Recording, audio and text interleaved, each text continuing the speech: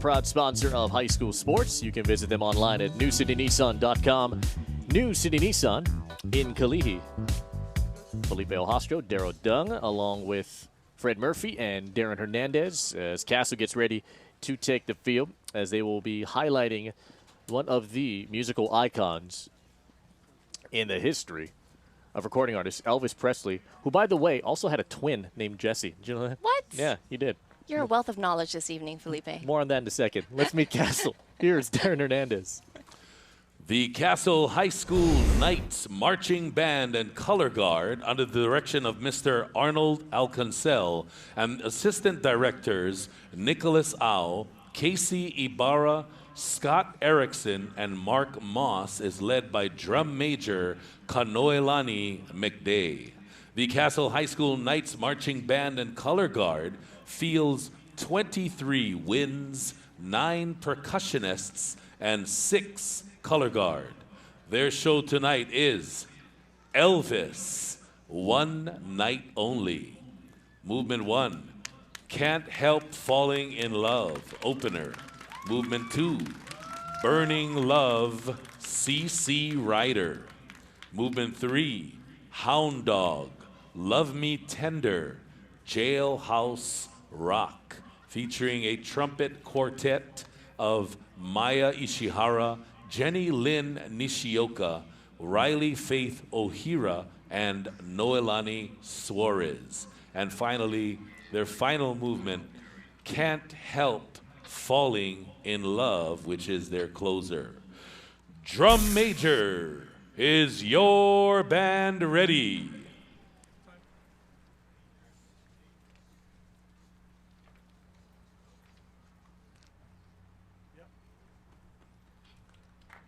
Castle High School Knights Marching Band and Color Guard, you may take the field in Class A competition.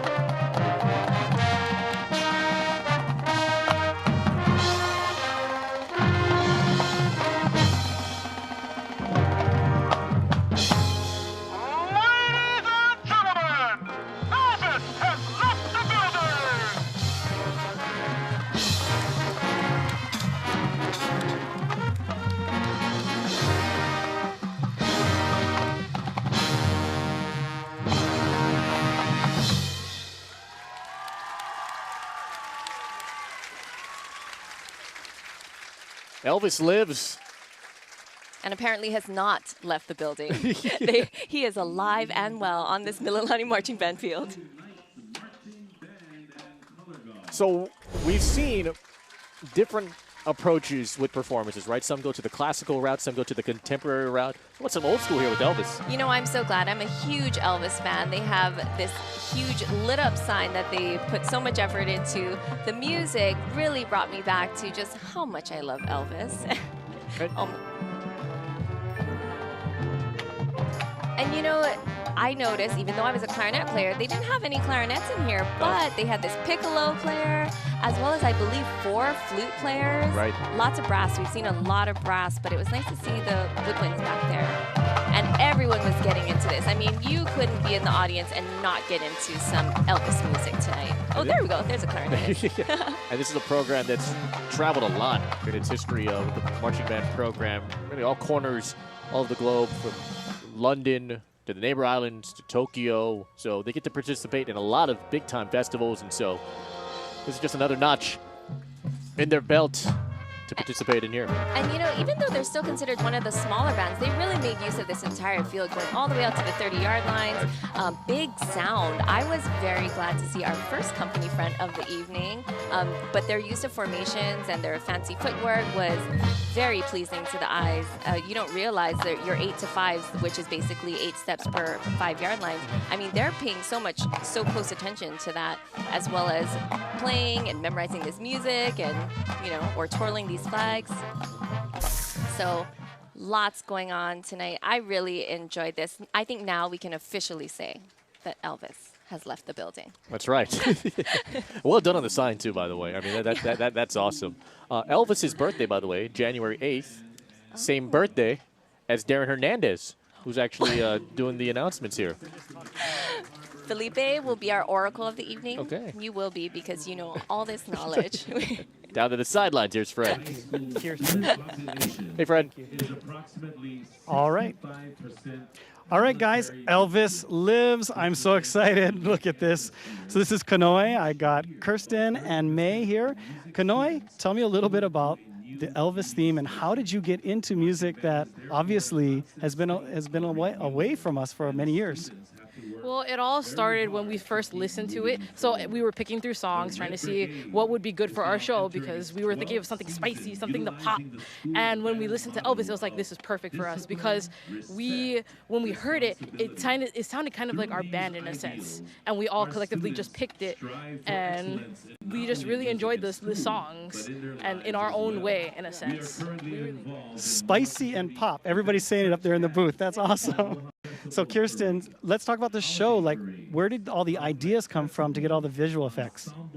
Well, we have a visual person that helps us, but honestly, I think it came from all of us and our band director, because we all worked together as one, and we figured out everything, and us working together helped us a lot, working us with the idea and everything.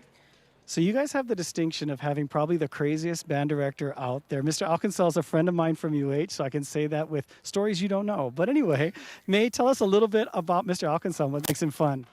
Well, I'm not sure if everyone has seen this Instagram post, but Mr. Alcancel dressed up as Aladdin this Halloween, and he ended up on Hungry Hungry Hawaiian on Instagram. He's always cracking jokes and making the band have a lot of fun. Yeah. It keeps everybody smiling. So thanks very much, Elvis, for being here, and thanks to Castle. You guys did a great job. Back up to you guys in the booth. You're right, Fred. When your band director has that infectious energy, it carries on through their students, and you saw it there with Castle bringing Elvis back here in Central Oahu. And so from Kaneohe, we head to Salt Lake Boulevard.